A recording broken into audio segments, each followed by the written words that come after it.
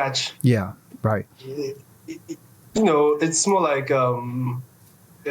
when those in your home don't believe in you, you then set out to go look for those that believe in you, and trying to draw a very good team out of these people and make something work. So back in Nigeria, I met my dad.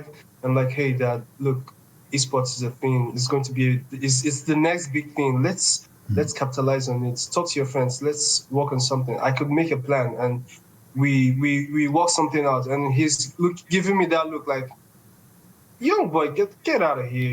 You're just a kid. You know nothing. And I'm like, okay, Right. since you don't want to do this, I'll do it myself. And I started a tour in Nigeria. A lot of them are aware, but I had to make sure I had my logo on my shirt, everything. Then I didn't even have my social media account all set up. It was just the logo on my shirt, because I just wanted to tell people that, hey, this is what I want to do.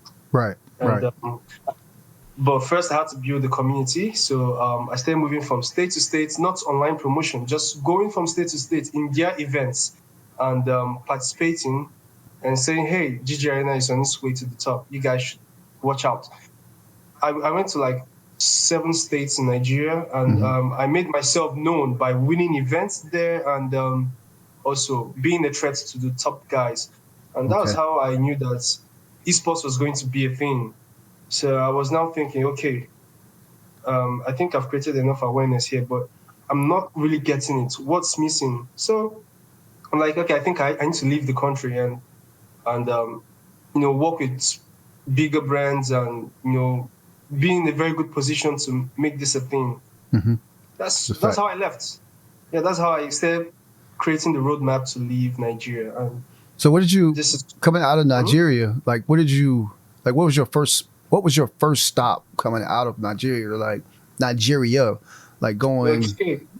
What was, all right. Just give us the timeline, kind of.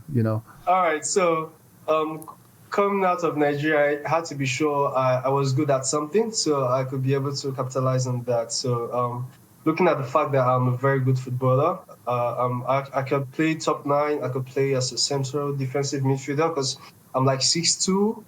And yeah, I'm Me too. skillful, really skillful. Yeah, it's 6'2", man. Exactly. We're brothers, man. We're brothers, bro. Come on, man. Exactly. So it's more like, okay, I got something. I could leave wherever I see myself. Let me just capitalize on that. So I went to Ukraine. I got an invitation from the Premier League club, the Metalist Football Club, Ukraine. Okay. So that was where I was in the academy. I was trying to train and make things work, but it wasn't really going as planned.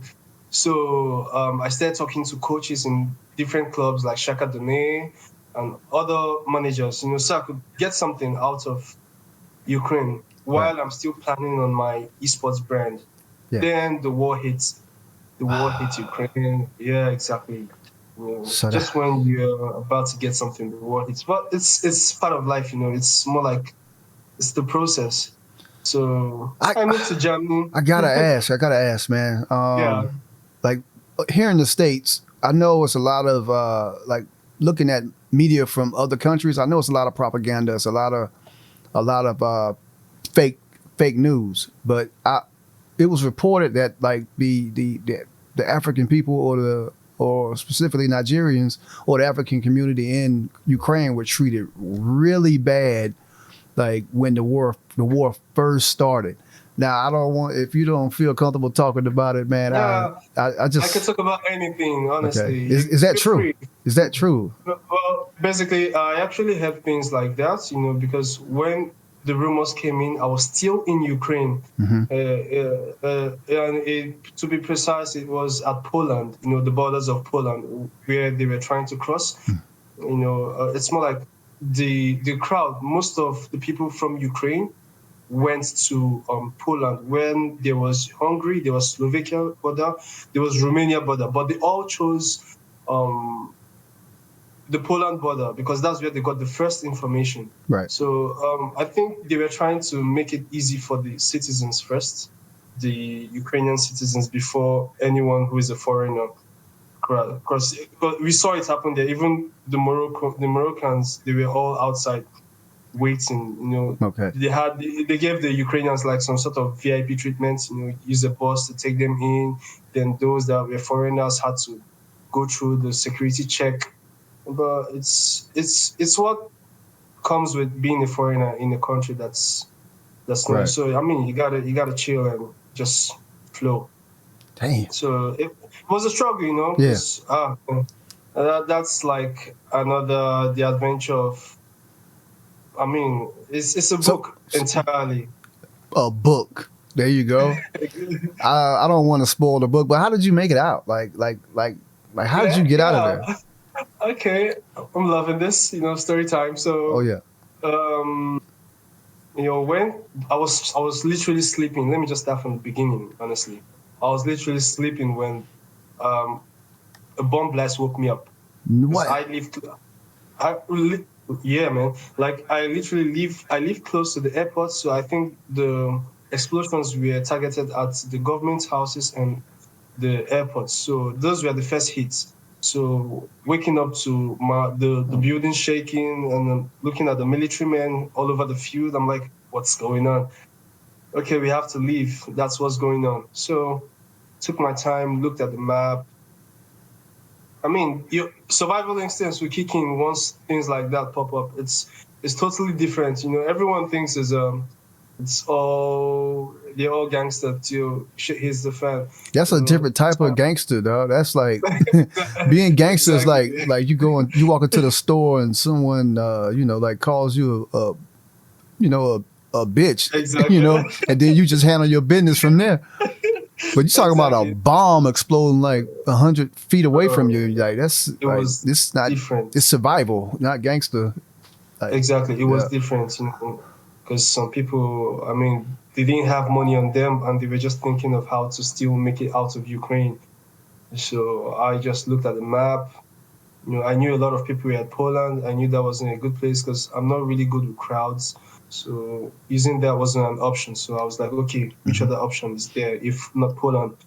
But then I saw there was Hungary, there was Romania, there was Slovakia. So I was like, okay, guys, let's look for a train going to any of these countries. Mm-hmm. So is there planning? I mean, it was like 3 days, no shower, nothing, just moving from one place to the other.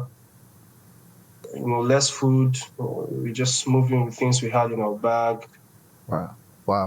Yeah, it was fun in a way because it made me experience something that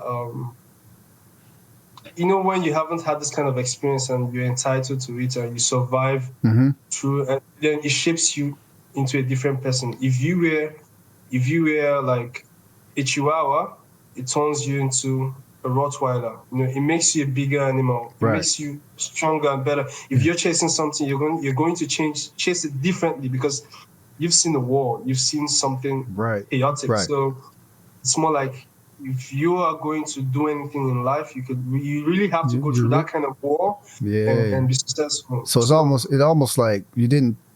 It's like a switch, probably. Like, okay, it's a switch. You don't have time to bullshit. I mean, it's time to handle business at all times. Exactly. Wow, I respect that, man. And at the time, you were only like what, 19, 18, 19, maybe. Yeah, like 20. 20 thereabouts. Yeah, wow. Yeah, you. Oh yeah, man. GG Arena is on its way. It's like I know it's gonna be unstoppable, man. Man, I don't. Definitely. That's a hell of a story, dude. That's a whole other story that we could just chop up for like 3 or 4 hours. I got so many questions, man. Exactly. But man, salute to you. Salute to that story, man. Thanks, man. For making it out. Now let's go change the game.